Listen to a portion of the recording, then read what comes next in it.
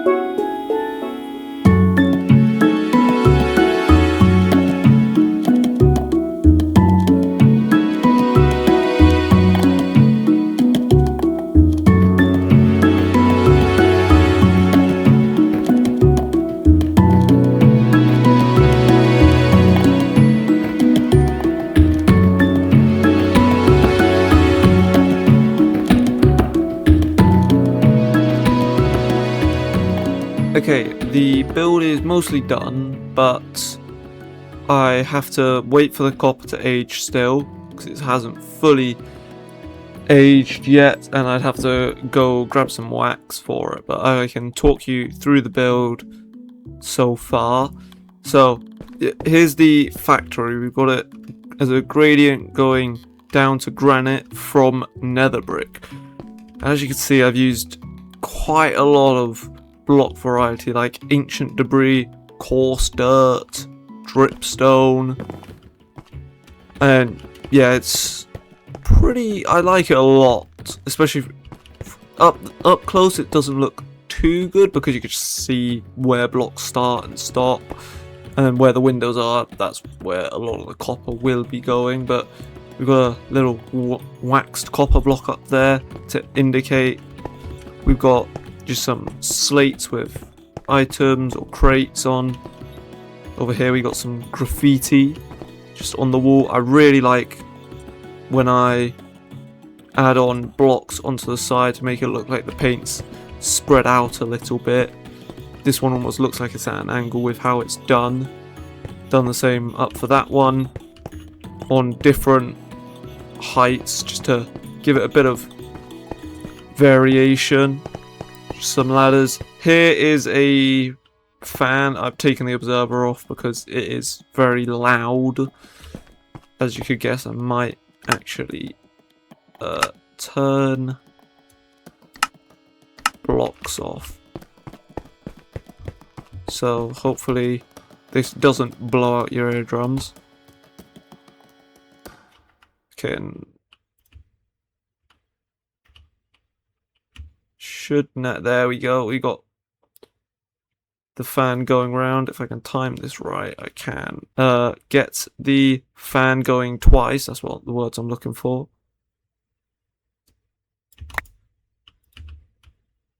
There we go.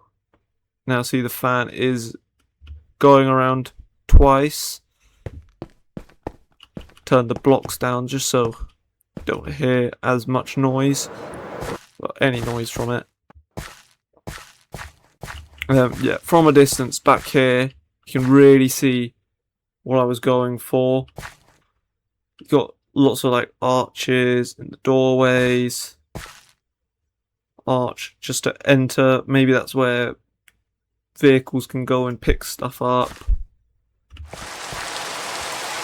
It's raining out. Great. We've got the chimney at the back. I will add in a bit large smoke pillar probably. But yeah, I think just get that angle and it really sees the colour variation. On the other side,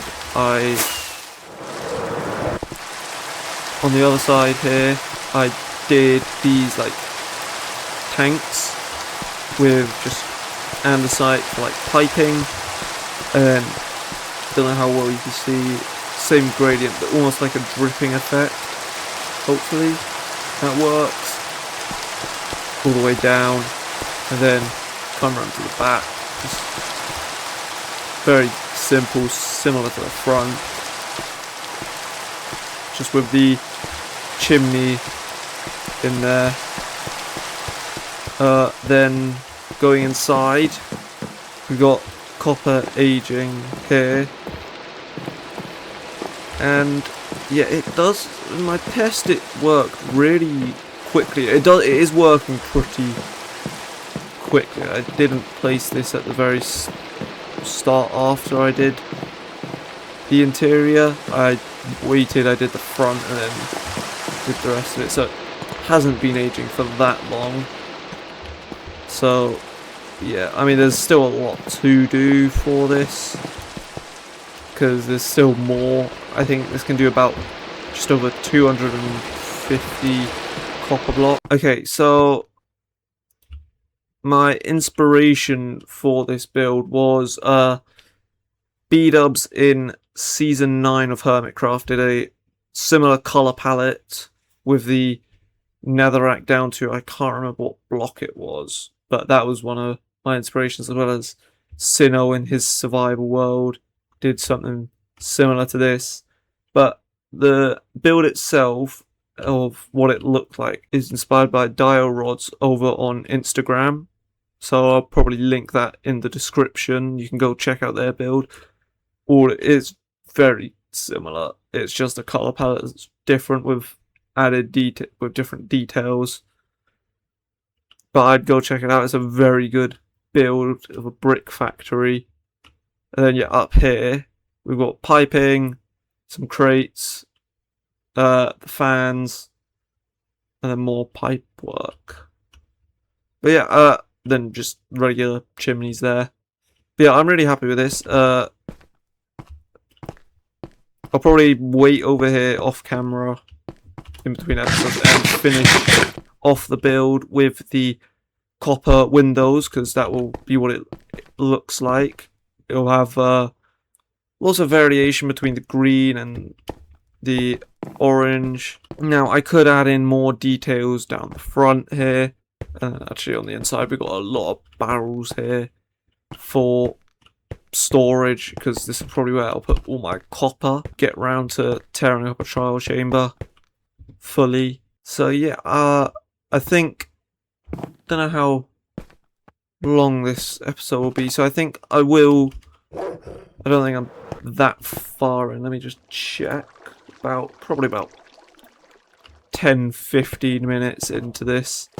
So I will also build this fish and chip shop, which I have actually done an interior for, and I have decided what I'll put in these terrace houses. I'm probably going to put stonemasons, so I have a quick access to bricks. But yeah, so build this up, and then this area will really have come along, and yet you can just see from a distance the height of it works really well. I did also do a different roof, because I thought having a variation of roofs in this area, having mostly all deep slate apart from the factory, works really nicely. So yeah, this also has deep slate roofs. So I think I'll go collect all the materials for that and start building it.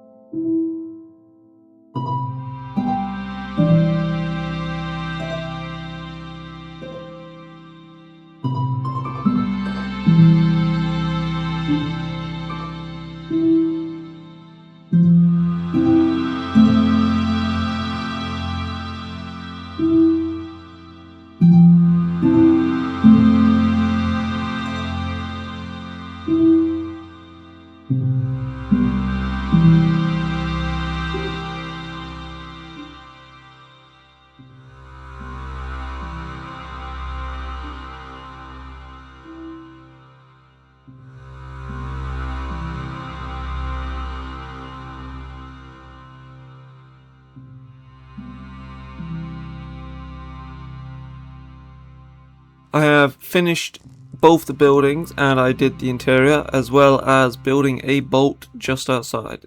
This probably isn't the best angle for the boat, but yeah, just need to put a villager inside here. Probably will be a fisherman. I might get rid of that trapdoor there and replace it with a barrel, or put barrels down here maybe. Just somewhere where they can reach it quite easily. Lots of candles just to show, well, just to get some good lighting. And then a lot of paintings around, because you often see that in a fish and chip shop, with pots, iron pressure plates, candles, just for different things. Maybe this is like a bag with your fish and chips in. You got candles maybe for different sized cans of Sprite and Coke, because I put that up there as part of the menu. And then maybe this mangrove button is like a ketchup packet, and then a little bit here for the register, and then yeah, just oak desks with scaffolding just for the tables. This is actually a really cool building trick, because candles don't need to be placed on any block. Well, you need to place them on a block first, but then you can put anything below them. And I think it was Di do it on his channel. So I thought I'd take that and use it, because it actually looks really nice. It is still quite dark in here, so I might put maybe some more lights, maybe like a light there, a light there, and a light there. Anyway, if we go outside, I used iron doors just for the villagers that I'll put in there. Now, I realised this build actually will be better for the next update because of the wool stairs and slabs. I've just used warped here and then mangrove there for the red.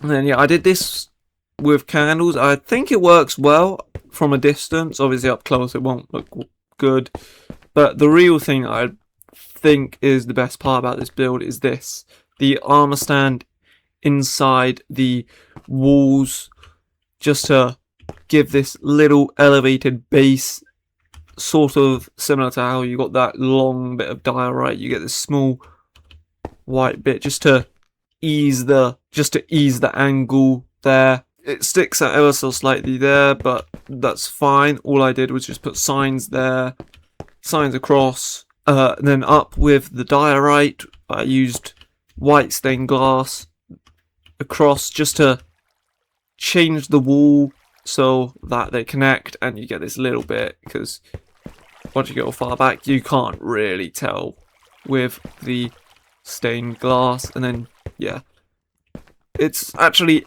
asymmetrical, so this probably wouldn't make sense in real life. Probably wouldn't make sense with this cover in real life, but yeah, I think it works pretty well. I did add in a lot of lampposts, and then yeah, here we've just got a fish sign, well, a fish here hanging down with a little dumpster, nothing on the back, but it's 3 blocks wide, so I could put like something dodgy round back here. And then yeah, just got this black base with black concrete powder and black stone there. Then go up, just a deep slate and black stone roof with hoppers as the underneath, which actually I haven't seen anyone do really, and I think it actually works really nicely, and it's something that I haven't seen anyone else do, and it actually gives a really good effect, especially with how the hoppers drop down and get slimmer and slimmer, and then you can direct the hoppers into the stairs. Yeah, I think it works really nicely. And then just a regular chimney there. Then just banners to say fish and chip shop, and then same with the greengrocers, using mangrove to contrast the blue and the green, for this building. Then on the inside, we've just got the bamboo farm here, as you can see, crafting up bamboo, and then just pots outside. Maybe once I get the interior done, I'll put some more farmer villagers in here. I think that would work the best. Then we have bolts. Now I'm not good at building bolts at all, but I thought I'd give it a go, put it in, and see what it would look like. So just a plain white bolt with polished diorite, and pale oak there. And then yeah, this is meant to be like, I don't know, antennas or something. And then, well, these two are meant to be fishing rods, but obviously can't really do that. I could have put something else down there, which could have worked. And then it's actually going into the bay here. So that's why we've got the rippling effect of the water back here. Should probably quickly sleep. Oh, they've missed a opportunity. These lampposts actually do work. So they've got a daylight sensor which detects when it's night, and then these redstone lamps will turn on, and it just helps get rid of the torch spam, because I want most of this area to be lit up, so I can get rid of most of the torches, and then any area that isn't lit up by the redstone lamps, I just put some glow lichen on the floor. And then, so I think that works really nicely. And this area is really coming along. I need to do the actual street and I need to texture the street still, but I'm changing the design because I wasn't quite happy with the original design of cobblestone all the way into pale moss. So I decided to change it, but try it out first over here with lots of different all the different coral types except the brain coral, because I think it's a bit too different for my liking. The other ones have this almost cobble-like texture, as you can see, but the brain looks too much embedded, I think. Then we just got gravel and some cobblestone as well scattered throughout, and I think it gives this really nice path. So yeah, and then with the antennas for the bolts, you can see from a distance at an angle, it just works really nicely. And actually, this is a pretty good view of the bolt. I think it's for my first real attempt at building a small bolt outside of creative. It's not that bad. I think it's really difficult to get the shape, so I think references really are a big help there. But yeah, I think this port area has really come along. Just put some like candles there to imitate seagulls probably. The port is really coming along, and have to do quite a bit of expanding and maybe trial and error for the shape, because a lot of this is flat, but I do want to try doing some diagonal builds potentially. And then especially behind here, it's going to be very difficult to terraform it, so maybe I put something behind here, maybe something such as a cliff, something that just elevates the land quite a lot is what I'm currently thinking. So maybe I could do something to imitate the white cliffs of Dover, or make it a black cliff, something along those lines, I think, because most of the terraforming over that way is quite grayscale. Even though it's still grayscale, it would be grayscale. It will be a lot darker or a lot brighter. Maybe even I go into sandstone or something else. But a lot of work done round here. And then yeah, I'll probably, with the factory, I did finish it off with the copper windows, but it's definitely something that takes a lot of time in this area to oxidize things. So I'll probably, as I've done here, just put in all my copper and let it oxidize naturally. Put more of these candles in here, and I think up here actually does need some, because still got some some torches, but I'm pretty happy with the work that I have got done in today's episode. So I think I'll probably leave it there, because it's probably about 20 minutes, maybe 20-25 minutes. So yeah, I might actually make a short about that roof, because I personally was thinking, okay, I use fence gates a lot. I use them down there as well, I believe.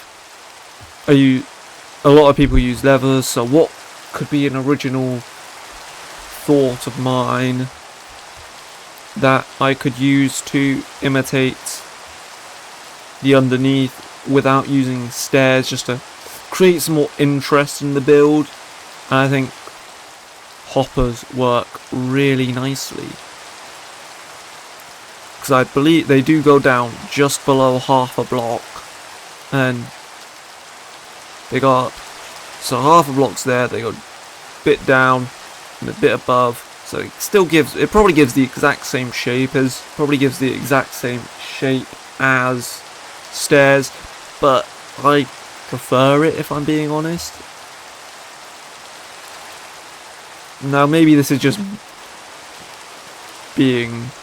wanting to use obscure blocks to prove I'm a good builder, but I don't know, I think the stairs is a very old method of building roofs, and Minecraft is a game about creativity, in my opinion. So it's best to see what we can create with different blocks. I mean, there's thousands of different blocks that you can use. I mean, who would really think to put cherry and ancient debris together? Not many, and this is where building really has evolved over the years. So yeah, obviously more shorts to come from every episode, probably through, well, every build I should say. But yeah, thank you so much for watching, and I do hope to see you in the next episode.